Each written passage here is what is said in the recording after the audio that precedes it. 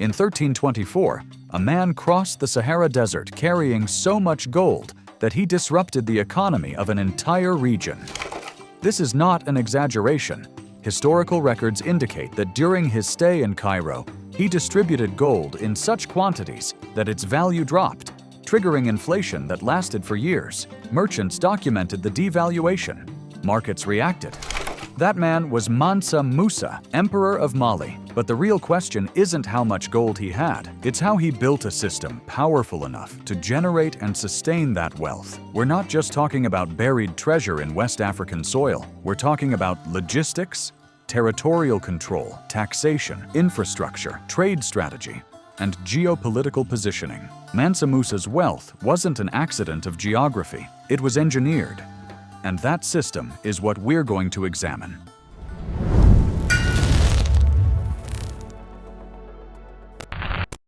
Mansa Musa ruled the Mali Empire from approximately 1312 to 1337, according to accounts from the Syrian historian al-Umari and the traveler Ibn Battuta.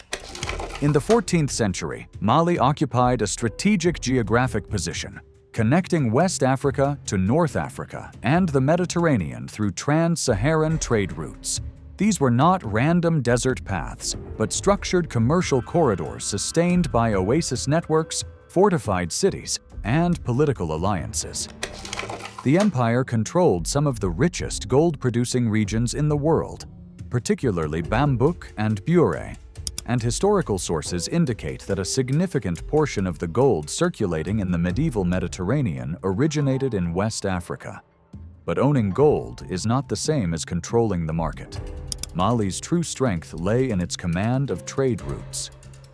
Whoever controls the route controls the price. Mali existed before Musa. It was founded in the 13th century by Sundiata Keita. When Musa took power, he inherited a consolidated political structure and expanded it. According to al-Umari, Musa assumed the throne after his predecessor launched a maritime expedition into the Atlantic that never returned. While historians debate the details of this account, it appears in Mamluk-era chronicles and reflects how contemporaries understood the succession. Regardless of the narrative, Musa inherited stability and leveraged it. He incorporated strategic cities such as Timbuktu and Gao, both major commercial centers that functioned not merely as marketplaces, but as redistribution hubs. Mali's economic model combined taxation on trans-Saharan trade, levies on caravans, partial state control over gold mining, and trade in salt from the north, especially from the mines of Taghaza. In the Sahel region, salt was essential for food preservation and mineral balance, and in certain areas its value rivaled that of gold. This created a powerful commercial axis: gold in the south, salt in the north, and Mali positioned between them, regulating the exchange. In 1324, Mansa Musa embarked on the Hajj, the pilgrimage to Mecca. The most detailed descriptions come from al-Umari, who later interviewed witnesses, and Egyptian chroniclers such as al-Makrizi.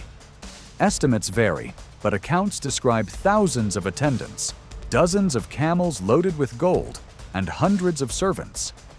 While passing through Cairo, Musa distributed gold extensively. Al-Makrizi recorded that the value of gold dropped significantly in Egypt, and that inflationary effects lasted for years. Modern historians debate the precise duration of the disruption, but there is broad agreement that the sudden influx of gold temporarily devalued the metal. What appeared to be religious generosity carried macroeconomic consequences. A lesser discussed detail appears in accounts compiled by al-Umari. Years later, Musa reportedly took loans in Cairo at high interest rates to buy back gold, attempting to reduce the market imbalance he had created. This suggests he was not merely a lavish spender, but someone aware of monetary dynamics. The pilgrimage also had diplomatic consequences, firmly placing Mali on the political map of the Islamic world.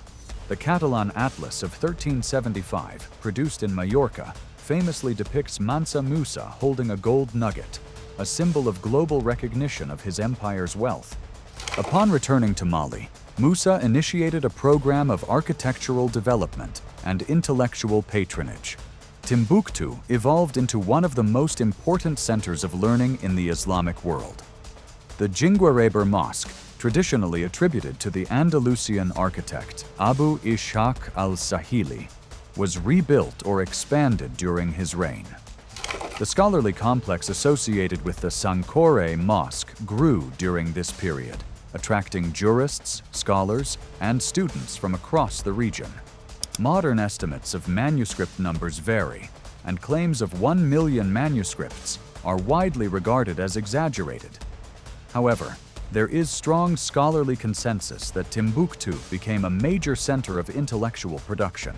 Musa invested in religious architecture, the training of scholars, urban infrastructure, and administrative strengthening. These decisions reinforced political legitimacy and institutional stability, ensuring that wealth was anchored in governance rather than existing as scattered private fortune. Today, popular media often describes Mansa Musa as the richest person in history, sometimes assigning speculative modern values in the hundreds of billions of dollars.